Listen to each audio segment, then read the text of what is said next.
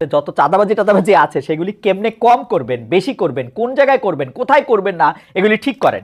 অনেকেই গণতন্ত্র মানে বোঝে যে আওয়ামী লীগ যেগুলি করতো, মানে এটা এই অনেকের সাথে আমিও আসি, অনেকেই গণতন্ত্র মানে বোঝে যেই দুষ্টামিগুলি যেই অপরাধগুলি আওয়ামী লীগ করতো, গণতন্ত্রের মানে হচ্ছে সেগুলি আওয়ামী লীগ আর করতে পারবে না, সেগুলি করবো হচ্ছে আমি। সেরকম ভাবলে একটু সাবধান হয়ে যান। দেখছেন না আওয়ামী লীগের নেতাগো মাটির উপর দপদপায় হাঁটতো, এখন ইন্দুরের মতো পালায় রয়েছে না? ওইরকম করলে আপনাদেরও এই দশা হবে।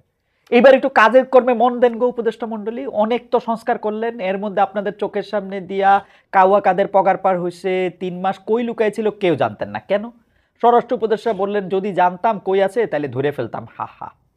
কবিতা মনে আছে ওই যে বাবুরাম সাপুরে, যে সাপের চোখ নেই, শিং নেই, নখ নেই, ছোটে নাকি হাঁটে না, কাউকে যে কাটে না, করে না কো ফোসফাস, মারে না কো ঢুসঢাস, নেই কোনো উৎপাত, খায় শুধু দুধ ভাত, সেই সব জ্যান্ত গোটা দুই আনতো, তেরে মেরে ডান্ডা করে দেব ঠান্ডা। বাহ, বেশ বেশ বেশ। অর্থ উপদেষ্টারে বলি আওয়ামী আমলে যে অপকর্মগুলি করা হয়েছে, সেই অপকর্মগুলি কথা কয়ে আর কতদিন কইবেন যে এই অপকর্ম হয়েছে অপকর্ম হয়েছে? 4 মাস হয়ে গেছে গো স্যার, একটু এবার করেন। বা এই এই যেই অপকর্মগুলি করা হয়েছে, ব্যাংকের খেলাপি ঋণের টাকাগুলি যে নেওয়া হয়েছে সেগুলিকে আমরা ফেরত পাবো। ভবিষ্যতে যেন এরকম না হয় তার জন্য কি ব্যবস্থা করতেছেন আপনারা? বাংলাদেশে মানুষ যখন 50,000 টাকা ঋণ নিতে যায়, তার জন্য জমি জমা, পুকুর, ঘটি, বাটি, লোটা, গামলা সব বন্ধ দিতে হয়। 50,000 কোটি টাকার ঋণের বিষয় এরকম কিছু কি আসে? মানে ঋণ না দিচ্ছে যে তারা, ঋণ যে তারা নিছে, বাংলাদেশে যেগুলি ঋণ খেলাপি আছে এগুলির বিরুদ্ধে আপনারা করেন হত্যা মামলা। এই যে ঋণ খেলাপি একটা ভালো জিনিস, এটা করলে কোনো অসুবিধা নাই। আমি যে ভবিষ্যতে বাংলাদেশে আর কাউরে ঋণ খেলাপি হইতে দেখবো না, এটা আমি কেমনে বুঝবো? কেন এই হত্যা মামলা দেওয়াটা খারাপ? তাদের কেস যখন কোর্টে উঠবে তখন তারা আরামে খালাস পেয়ে যাবে। বরং একটু কষ্ট করেন, এইসব ঋণ খেলাপিদের ব্যাপারে একটু কষ্ট করেন, খোঁজ করেন কি করেছে তারা, তাদের স্পেসিফিক অপরাধেই মামলা দেন। ব্যবসায়ীর সাথে কথা বলছেন, এই যে মাননীয় বাণিজ্য উপদেষ্টা, আপনি ব্যবসায়ীদের সাথে কথা বলছেন? বাজারটারে দেখেন তো, হঠাৎ করে কেউ কৃত্রিমভাবে বেশি করে টাকা নিয়ে যেতেছে কিনা, কাউকে জিম্মি করতেছে কিনা, এগুলি খোঁজ নেন। আর ছোট ছোট উপদেষ্টা আছেন, যে মানে যে শিশু উপদেষ্টা, ছোট উপদেষ্টা যারা আছেন তা, এবং উপদেষ্টা প্লাস যারা আছেন, উপদেষ্টা প্লাসও আছেন, কিন্তু কিছু কিছু আছেন উপদেষ্টা প্লাস, সেই উপদেষ্টা প্লাস সাহেবরা এই আলতু ফালতু বিতর্ক উস্কায় দেওয়া, এই দেশ ওই দেশ, এইটা দখল হবে ওইটা দখল হবে, এখানে রক্ত যাবে এখানে রক্ত দিব, এগুলি কথা বাদ দেন। মনোযোগ দিয়ে কাজ করেন। যেগুলি উপদেষ্টা প্লাস আছেন যেহেতু সরকারের নাই, সেগুলি ভালো করে রাজনীতি করেন। রাজনীতি করে কি করবেন এটা মানুষের গিয়ে বলেন গিয়া।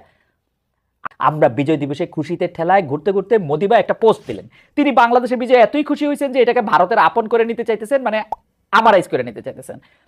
সাথে সাথে আমাদের উপদেষ্টাদের মধ্যে আরো বেড়াছাড়া লেগে গেল। একজন তীব্র প্রতিবাদ চালাইলেন, আরেকজন বাংলাদেশের নতুন মানচিত্র হাজির করে কিছুক্ষণ পরে সেটা আবার মুছে দিলেন। ভাই, যে পোস্ট করে আবার মুছা ফেলতে হয় সেটা করার আগে কয়েক মিনিট ভাবেন।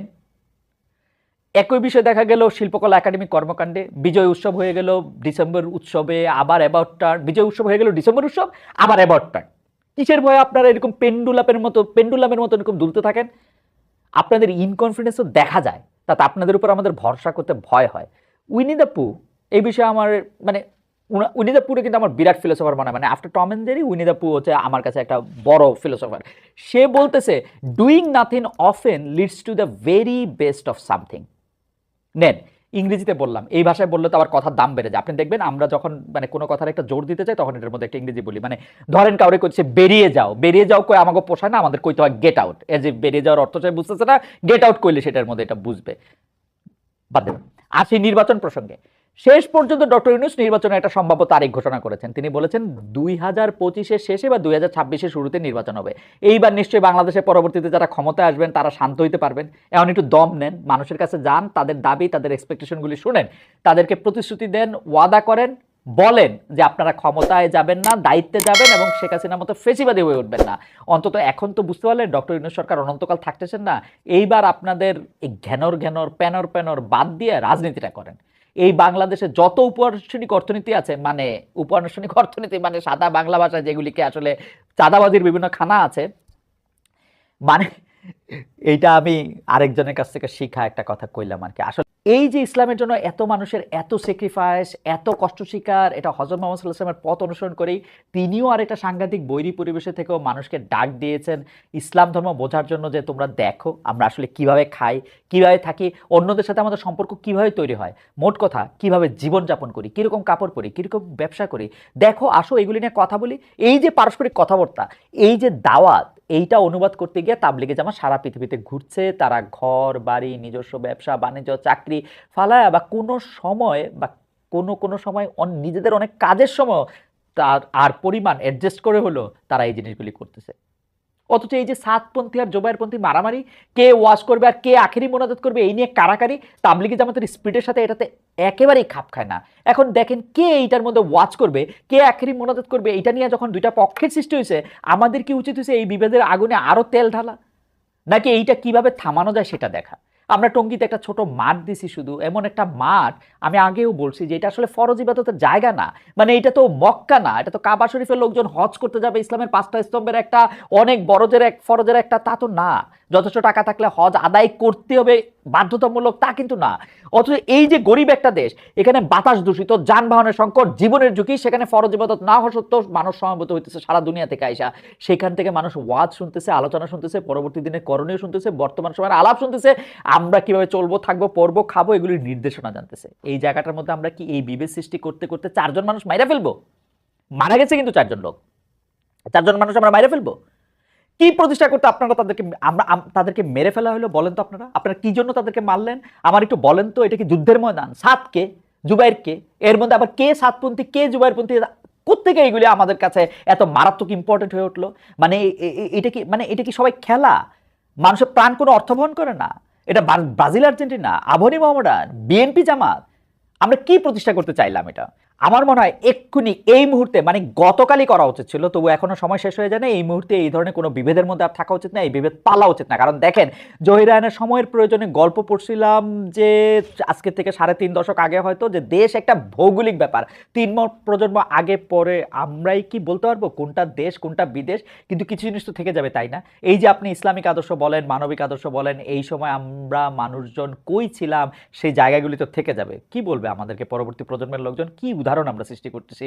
পরবর্তী মানুষ যখন দেখবে এখানে মারামারি করে 4 জন লোক মারা গেছেন, তখন তারা আসলে কি বুঝবে? কি নিয়ে মারামারি হইলো এখানে?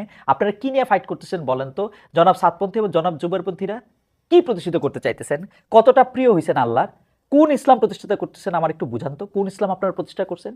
এবং আমরা যারা এর মধ্যে ফু দিতেছি, এর মধ্যে কে ঠিক কে বেঠিক সেই বিশ্লেষণের বোর্ড বসাইছি, তাদের মধ্যেকার ব্যবধান আরো বাড়ায় তুলতেছি, তারা কি চাইতেছি বলেন তো? এটা কি একটা টেস্ট ম্যাচ? এটা টুর্নামেন্ট চলতেছে?